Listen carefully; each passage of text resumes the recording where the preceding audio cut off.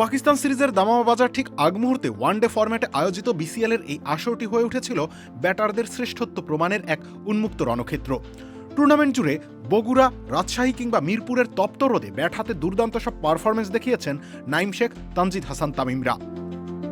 ঘরোয়া ক্রিকেট মানেই যেন নাঈম শেখের রাজত্ব, আর ফরম্যাটটা যদি হয় ওয়ানডে তাহলে লিস্ট এ ক্রিকেটে তো নাঈমের জুরি মেলা ভার।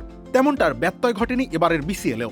সেন্ট্রাল জোনের হয়ে 4 ইনিংস ব্যাট করতে নেমে 3টাতেই অর্ধশতক হাঁকিয়েছেন নাঈম। প্রতি ম্যাচে 60 গড়ে সর্বোচ্চ 240 রান করেছেন নাঈম। তালিকার দ্বিতীয় নামটি তাওহিদ হৃদয়ের।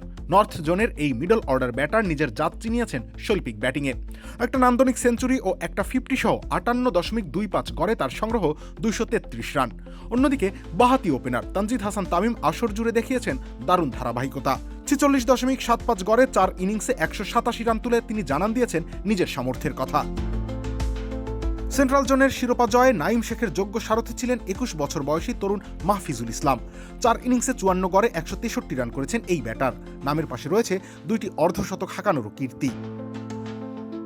এবারের আসরে অনবদ্য 1 শতক হাঁকিয়ে নিজের দক্ষতা নতুন করে জানান দিয়েছেন অনূর্ধ্ব 19 বিশ্বকাপজয়ী অধিনায়ক আকবর আলী।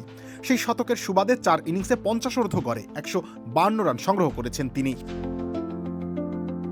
রবিউল ইসলাম রানী, খেলা ৭১।